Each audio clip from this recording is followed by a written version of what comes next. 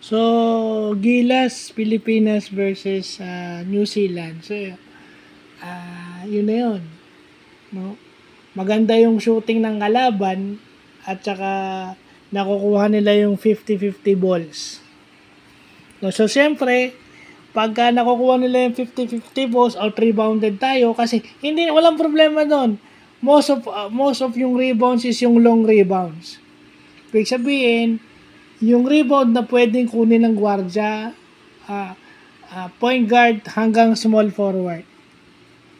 Because alam nila na meron silang malaking tao. Meron tayong Junmar Fajardo sa loob. Alam nila yon. Kasi nasanay na sila na meron tayong Kai Soto. So alam nilang meron tayong malaki. Anong ginawa nila? Hinasa nila yung kanilang shooting.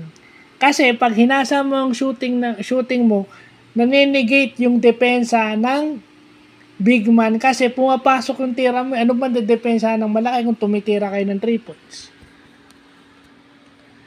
So, yun. I mean, out-rebounded tayo. Maganda yung ating initial defense, pero pag nagmintis yun, nakukuha nila yon at nakakashoot sila most 3-point shots, parang sa Golden State. Pag nakuha ni Draymond Green yung bola, ibibigay kay Curry, ibibigay kay Thompson, 3-point shot. So, parang ganun yung nangyayari. Basically, ganun lang yun.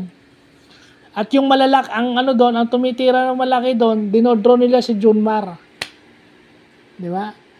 Ang hindi ko kasi maintindihan dito, bakit hindi nila challenge by putting Junmar and Japet or AJ Edo with Japet? Why? Let Japet drive. Kaya mong i-challenge ni Japet yung quickness nung lateral movement nung kalaban, which is yun ang suspect.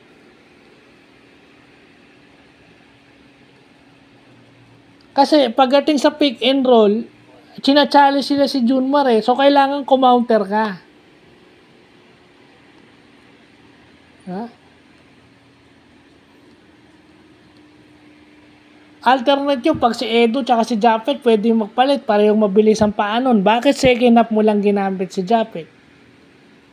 Doon ako nagtataka. Si Japet ang nakakaalam ng sistema mo sa offense at sa depensa. Ngayon mo lang second half mo lang ginamit. Maganda pinakita ni Japet, ha?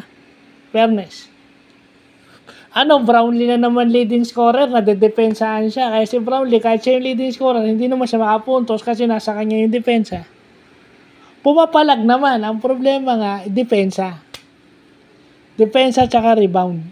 Yun ang problema So, since pasok na tayo sa Saudi, sana makapag-prepare. Etong mga talo na to, etong magiging lesson. Kasi, hindi naman tayo, kung tutusin, New Zealand, ang tambak rito dapat nasa 30 pero bakit 17 lang? Dati, 30, 25, 30, ngayon 17 lang. So, ibig sabihin mas respectable. Pumapalag tayo. Ang problema, kailangan mag-prepare. Again, nananawagan ako sa PBA na kung po pwede, iksian nyo yung conference nyo. Kung talagang gusto nyo tumulong sa national team, itigil nyo muna yung negosyo kasi dinadahilan nyo, wala kayong kikitain. Anong nyo? National interest o yung kita nyo? Magtulong-tulong na kayong magkaroon ng mahabang preparation time at magdagdag ng mga player na pwedeng pag-aralan yung sistema ni Tim Cone. Okay, magdagdag ng player.